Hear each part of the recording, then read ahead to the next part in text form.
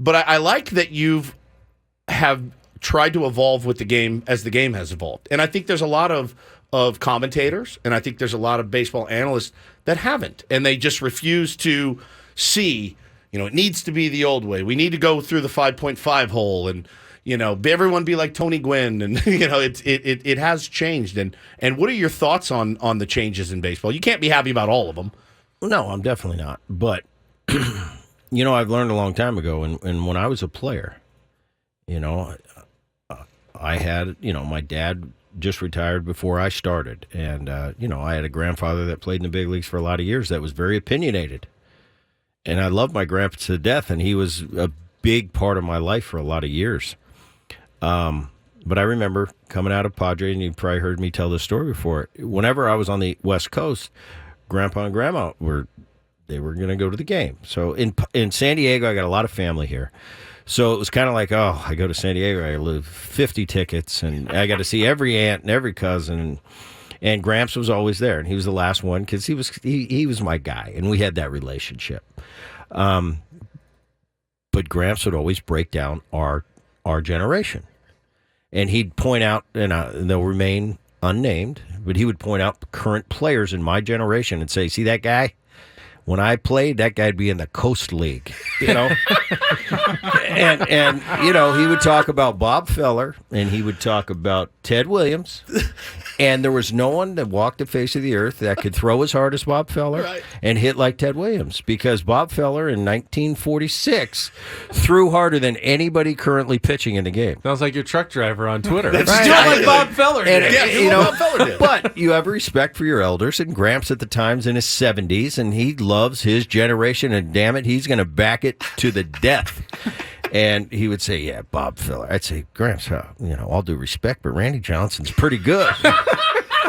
And he couldn't get Williams would have murdered him. Right. He's like, no way, that guy over there, and he always used to say, Coast League. Coast League. Like, you'd be in AAA if you were playing in my generation. And I love that about him, because we had such fun times debating, and you'd almost laugh because he is your grandpa. Like, what would his generation say when they step into the box and Shohei Ohtani is doing his right now? He go, he wouldn't be that good when we played, Anyway, I made a little pact with myself that I'm going to be a grandpa, and I'm going to be a 40-year-old and a 50-year-old and a 60-year-old one day, and I'm never going to be that guy, the get off my lawn guy.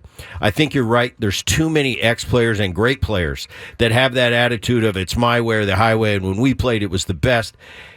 And on my podcast, I have a lot of guys that come in and out, and when you come with that with me, is when we played, I said, don't. That's the silly argument. All due respect, he was a great pitcher, Goose Gossage. I can't listen to it anymore. Goose is tough, man. It's like, tough. Goose, you were great, but don't tell me. Make a smart debate. Tell me how we can make it better instead of we should do it my way. Let them go throw. Let closers go 3 innings every time. It's a different time. It's a different era. It's a different economic scale. Yes, and you have to take these things into consideration. So I've learned, and I think what helped me is when I retired from the game, I walked away. I have a blind spot, and I tell people that. I said from about 2008 to 2015 or 16, I don't even know the guys that played. Because I was done. I really didn't want anything to do with baseball. I didn't watch the games. And then when I woke up one day and said, I want to start getting back into the game, I started paying attention again. So that maybe helped me. And I have that attitude of, I love a lot of things about my generation. I think it's great. I think whatever generation you play in, you think that's the best. But then I look at some things of this current generation, things I like, things I don't like, things that I wish I had when I played. This technology we have today, and not to say to use it, the game isn't played on technology, but I was an Intel guy. Get me everything you can possibly get me. Analytically, whatever tendencies, and I'll use what I'll use. that's awesome. That's the way, the thing I fear about the current player, especially the young players, because they grow. It's a different culture for them. So some of the things I see, I think that's really not that 23-year-old's fault. he knows no different because he was brought up differently. When I got to the big leagues, it was like sit down, shut up, speak when spoken to, and prove yourself. And it was almost scary going to the ballpark. Now, I wouldn't have come up, if I could do it all over again, I wouldn't have come up any other way. It taught me so many valuable lessons. And when I finally became a big league player, quote unquote, how rewarding that was, because it was so hard to get through. I see the kids come to the big leagues now, and you're anointed. You come to the big leagues, and you got your own shoe in Double-A. And you feel entitled. It's true. Now, the thought process is, and I run this through my mind, wait a minute, if they would have made it easier for me, wouldn't I be a quicker contributor to the big club? Instead of making me go through this like a year almost of like haze. a little hazing Is ritual. it better to make these young players comfortable from day one because maybe they're so talented, they'll deliver to the bottom line a little quicker? So there's a debate where maybe this is a better way to go about it. Maybe it's not. Yeah, it's not comfortable because it's not how I came up. But at the same time, going into this year, we all had questions. We talked about it. What's this pitch clock going to be? Well, for a guy that last year had a uniform on was 2008, I have a lot of pride in my sport, Major League Baseball. We don't have a clock. Every other sport has a clock. So I didn't like it. But at the same time, I thought, I'm going to have an open mind about this. I'm going to watch it. I remember going to a spring training game thinking, I was doing kind of this type of stuff. And all of a sudden, I was with Rick Riz, with the Seattle Mariners. And by the time he was telling a story, it's like the inning was over. And I'm going, he goes, that's a pitch clock, man. It's unbelievable. I love the pitch clock. Yes, it's tremendous. Fantastic. I love it. It's amazing. I love it. I thought the base stealing thing, man, that is so easy for an elite base stealer to take advantage of this double disengagement. But the reason it was put in is to encourage stealing bases. Yeah. And now you're seeing a 40-70 Robert Acuna and everybody, Ricky Henderson's probably going, wait a minute. If I would have had those rules, I understand that, but that's not the point. The point is you're encouraging people to steal bases again. Now, if you get back to the way we played and people are stealing bases all the time, they might have to tweak those rules a little bit. But the brilliance is it got people to engage and start stealing bases again. The game is just moving along at a swifter pace organically at this point. It took a little probably feeling But out it used to move at a swift pace. Without a when doubt. I grew up, these new rules are just making them play more like they used to in the old days. That's right. a great Yeah. point, but I think that was the genius behind it. It wasn't shoving it down your throat, we need to change everything. It was just like, let's get back to the way we used to play in the 70s. Where games are 2 hours and 45 minutes. I know for you guys, you probably love it because The morning show.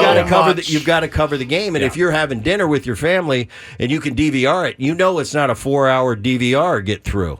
So from a workmanship, from what you do for a living, it makes it easier too to go through it. And as a viewer, it's just better. Yeah. It's just better, more action, and it's great. I keep going on these tangents with Brett, but you mentioned the new technologies, and do you believe, like I think Wids and I do, that the new technologies like drive line, they've benefited pitchers way more than hitters.